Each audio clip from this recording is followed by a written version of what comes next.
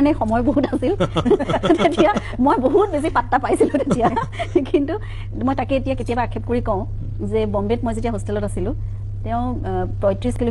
kilometre অহা যোৱা কৰিছিল মানে আন্ধেৰীৰ পৰা ৰডলৈকে মোক লগ পাবলৈ যেতিয়া তাত থাকে 70 কিলোমিটাৰ অহা যোৱা কৰি মোক লগ কৰে আৰু এতিয়া খাৰঘুলিৰ পৰা কাহিলীপাৰালে আহিবলৈ তেওঁৰ মানে দূৰ হৈ যায় কিন্তু ময়ো খেদি ফুৰো মই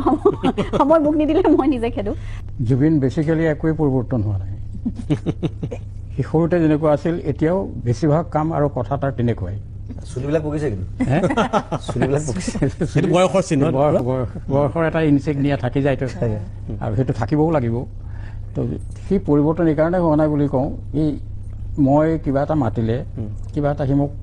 কথাটো হুৱাই পেলাই ক'বৰ চেষ্টা কৰে সদায় অকণমান যেন মই হাঁহিৰ চেঞ্চ পাওঁ তাৰ কথাত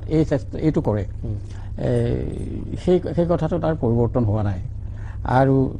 এটা কথা কামবোৰ কৰোঁতে কাৰো পৰামৰ্শ নলয় নিজে যদি ভাল দেখে কৰি যায় আৰু নিজে ভাল বেয়াটোও জানে তেওঁ কৰা কামবোৰত যিটো বেয়া কথা আছে সেইটোও জানে কিন্তু তথাপি কামটো কৰি পেলায় কেতিয়াবা আমাক কয় ঘৰত কেতিয়াবা নকয় চিনেমা ওলোৱাৰ পিছত কোনোদিন মোক সোধা নাই চিনেমাখন চালা নেকি তুমি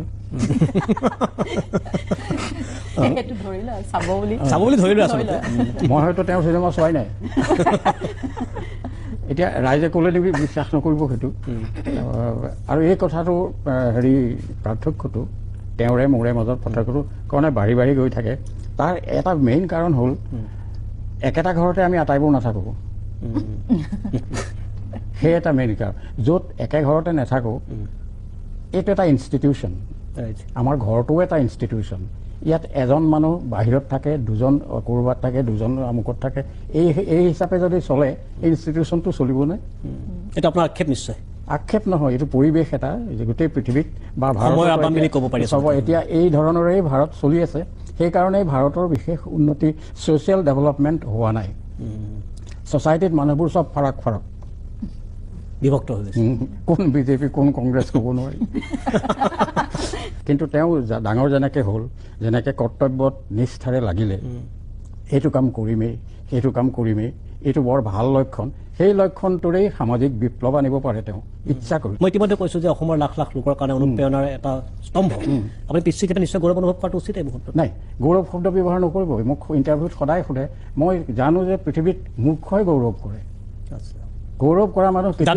কেতিয়াও জ্ঞানী হ'ব নোৱাৰে ঘূৰাম আপোনাৰ ওচৰলৈ উভতি আহিম মই গৰিমাৰ ওচৰলৈ আহিব বিচাৰিছোঁ জুবিন গাৰ্গক লগ পোৱা কিমান বছৰ হ'ল গৰিমাৰ 24 বছৰ যদি জুবিন গাৰ্গৰ বয়স আজিৰ তাৰিখত 48 বছৰ তেতিয়াহ'লে জুবিন গাৰ্গৰ মানে আধাৰ পৰা গৰিমা গাৰ্গ লগত আছে 28 বছৰীয়া জুবিন বুলি মই কৈছোঁ 24 বছৰীয়া জুবিন বুলি কৈছোঁ কাৰণ 24 বছৰ তুমি জুবিনক পোৱা নাছিলে পিছৰ 24 বছৰ পাইছা এগৰাকী স্বামী হিচাপে এগৰাকী প্ৰেমিকা হিচাপে এগৰাকী গায়ক হিচাপে 24 বছৰীয়া জুবিন জুবিনক পাপুৱে কোৱাৰ নিচিনাকৈ মই ক'ব লাগিব জুবিনৰ বিশেষ কিন্তু সলনি হোৱা নাই কাৰণ প্ৰথমতে মই যেনেকুৱা ধৰণৰ শিশুসুলভ একেবাৰে সাধাৰণ ল'ৰা এজনক পাইছিলোঁ 24 বছৰীয়া ল'ৰা এজনক বম্বেত মই পাওঁতে তেতিয়া মই জুবিনৰ এই গ্লেমাৰ ছাইডটো মই জনা নাছিলোঁ ইতিমধ্যে তেওঁ এষ্টাব্লিছড আছিল জুবিন গাৰ্গ তেওঁ আছিল কিন্তু মই তথাপিতো এই পৃথিৱীখনৰ লগত মই চিনাকি নাছিলোঁ বম্বে ছফায়া কলেজত মই তেতিয়া গৈছিলোঁ মই ডিগ্ৰী কৰিবলৈ গৈছিলোঁ আৰু তেতিয়া যিজন জুবিনক মই তাত লগ পাইছিলোঁ সাধাৰণ ল'ৰা এজনক সেই হিচাপে মই এতিয়াও পাওঁ কিন্তু এতিয়া কি হয় মই নিজে লগত আছোঁ যেতিয়া মই গোটেই চিনেৰিঅ'বোৰ দেখি থাকোঁ গতিকে তাৰ মাজতো জুবিনৰ সেই সাধাৰণ শিশুসুলভ যিটো তেওঁৰ নিজৰ মাজত আছে স্বভাৱটো সেইটো এতিয়াও আছে প্ৰথমতে আপুনি সুধিলে যে পিছলৈ ঘূৰি চোৱা হয় নহয় তেনেকুৱা কিছুমান সময়ত মানে তেনেকুৱা বস্তু পোৱা নোপোৱা কিছুমান বস্তুৱে সদায় ক্ৰিয়া কৰি থাকে সেইটো জানক মানে চেতন অৱস্থাতে হওক বা অৱচেতন অৱস্থাতে হওক সেইটো জুবিনকো কৰে আৰু তেতিয়া কিন্তু কেতিয়াবা জুবিন অস্থিৰ হৈ থাকে সেই বস্তুটো ৰিয়েক্ট কৰে আৰু কিছুমান কথা এতিয়া ক'ব পাৰি জুবিনক সাধাৰণতে সোধা হয় যে বিতৰ্কই জুবিনক খেদেনে জুবিনে বিতৰ্কক খেদি থাকে তেনেকুৱা কথাবোৰ এতিয়া কিছুমান ক্ষেত্ৰত কিন্তু মিছ ইণ্টাৰপ্ৰিটেশ্যন হয় জুবিনৰ ক্ষেত্ৰত কিছুমান সময়ত এনেকুৱা এটা অৱস্থাত বা পৰিস্থিতিৰ সন্মুখীন হৈ যায় যে জুবিনে তেনেকেই ৰিয়েক্ট কৰে আৰু সেই ৰিয়েকশ্যনটো আচলতে নিজৰ ঠাইত জুবিনো ভুল নহয় বা ৰাইজৰ ঠাইত ৰাইজো ভুল নহয় প্ৰেমিক হিচাপে বহুত ভাল আছিল প্ৰেমিক হিচাপে মানে তেতিয়া কেনেকুৱা আছিল মোৰ কাৰণে সময় বহুত আছিল তেতিয়া মই বহুত বেছি পাত্তা পাইছিলোঁ তেতিয়া কিন্তু মই তাকে এতিয়া কেতিয়াবা আক্ষেপ কৰি কওঁ যে বম্বেত মই যেতিয়া হোষ্টেলত আছিলোঁ তেওঁ 35 কিলোমিটাৰ অহা যোৱা কৰিছিল মানে আন্ধেৰীৰ পৰা ৰডলৈকে মোক লগ পাবলৈ যেতিয়া তাত থাকে 70 কিলোমিটাৰ অহা যোৱা কৰি মোক লগ কৰে আৰু এতিয়া খাৰঘুলিৰ পৰা কাহিলীপাৰালে আহিবলৈ তেওঁৰ মানে দূৰ হৈ যায় কিন্তু ময়ো খেদি ফুৰো মই